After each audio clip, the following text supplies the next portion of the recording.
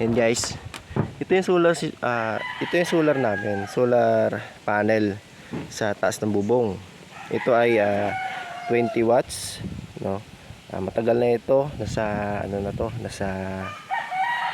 siguro mga nasa 4 years na. At ito naman ay lalong mas matagal kasi hiningi lang natin 'yan.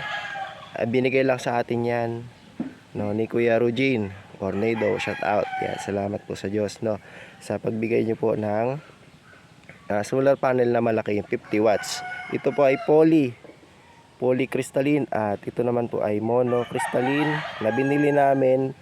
20 watts po ito, sa halagang 890, almost 890 pesos only sa pick up. At ito naman po ay galing kay Brad Abid.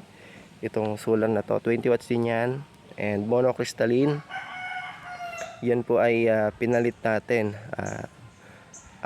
Binigay niya pala sa akin, no? At syempre, no, itong solar na to is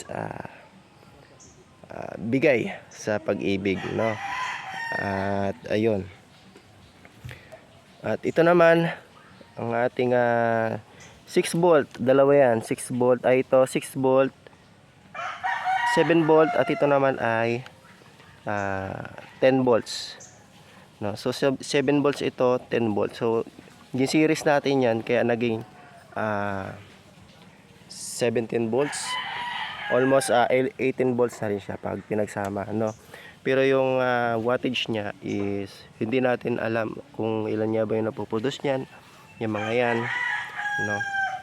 Kung talagang eksakto pa sa wattage ng yung dating bago pa sila, no. Kasi pag luma na kasi naghahina na rin yan eh, ano.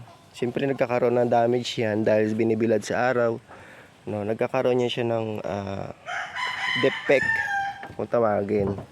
Siyempre tayo dapat, no, dapat mini-maintenance natin sila. Yung mga solar natin dapat mini-maintenance natin palagi, no, para mapanatili yung malakas na pag-charge nila. At ngayon naman ang gagawin ko is titingnan natin kung working pa ba yung kanilang diode, mga diodes nila. Kasi ito ay naka-series, naka-parallel.